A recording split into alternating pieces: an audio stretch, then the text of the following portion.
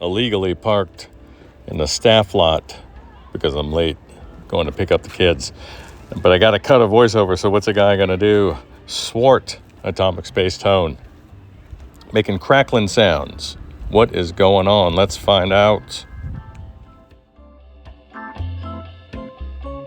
All right, this is a Swart Atomic Space Tone. The owner says, hey, it's making crackling sounds. He even sent a video that proved it. But let's see what it does over here. Sometimes things change. So let's power her up. And that's right, the power light is out.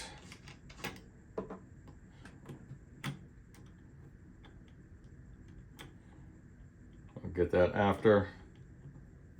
You can see that it's, oh, there we go. Sometimes you get lucky, buddy. Sometimes you get lucky getting these guys out. And this is a number 47 bulb for you goons out there, if you're curious. So number 47. It's a bayonet style. It handles 6.3 volts. And just a pinch of amperage. There we go. That's looking more like it.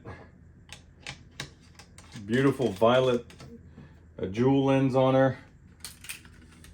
I'm just gonna put this back from whence it came. And let's get her going. Yeah, I kind of hear it.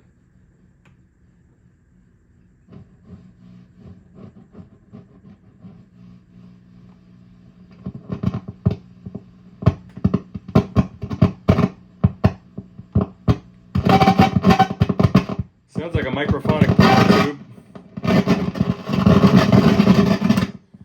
All right, so that sounds like a microphonic power tube.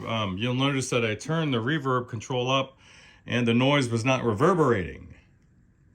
So that tells me that it's post reverb circuit. Let's do this. Let's get this chassis out. That sounds like a microphonic power tube to me. Let's see what's up. And we're back. Let's get this one going again. We are, as you can see, we're broken out of the combo cab, and it has sort of an old Marshall style mounting arrangement where the chassis sits mounted vertically on the rear panel. Get going there. And the sound of that type of feedback or noise is reminiscent of microphonic power tubes, and let's see if we're right. We don't know.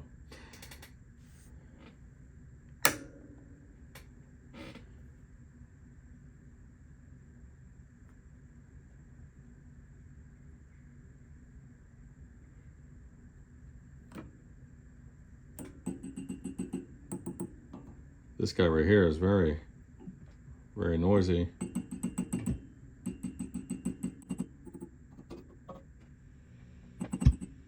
This is our guy. The tubes are slightly crooked. These tubes are horizontally mounted. That's a tough life for some tubes that aren't designed to handle it. These power tubes, they get hot and the insides get gooey. Of course, there's nothing, right?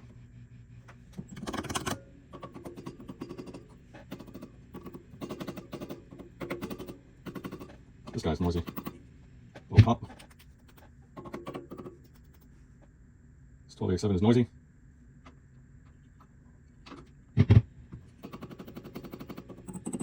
This guy, here we go, finally.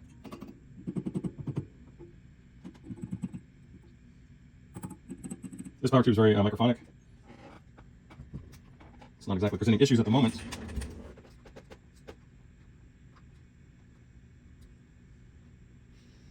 Just something incidental. I noticed that the speaker terminals, they're mounted on a separate board and then they're riveted to the speaker basket. This one's very loose. I'm tempted to suggest drilling it out or supplementing it with a small machine screw with a Keps nut. So I'll see when I get there. There it is. That tube is shorting. Awesome. So now we know. It's that tube that I had pointed out, and it's starting to red plate. So take a look.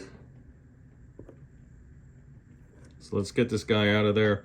I'm gonna go ahead and yank this guy, and we're gonna make sure, and I'll let it run for a second. We're under a current limited supply, just so you can see what that looks like, guys. So we're gonna make sure that the bias feed to that particular tube still has good integrity and it's still getting negative voltage, if that's the type of arrangement. I don't remember offhand, or if this is cathode biased, in which case we want to make sure that we have a nice solid connection there and that it's getting reference to ground through that resistor along with this little buddy there. So alrighty. Okay, so sorry for the tight shot. I gotta go. Put 2 question marks there. I could rub those off or remove them. I just gotta watch. God, I just keep saying the wrong thing today. So these are 400 volt caps. I don't like that for phase inverter coupling caps. Did one of these short and cause a red plating, or was it just a flaky tube? In either case, I'm going to replace these with much higher quality caps so we can avoid this scenario from unfolding. And once I get these guys popped off, then I'll go ahead and test them under pressure on the old Z meter. We'll get that guy going.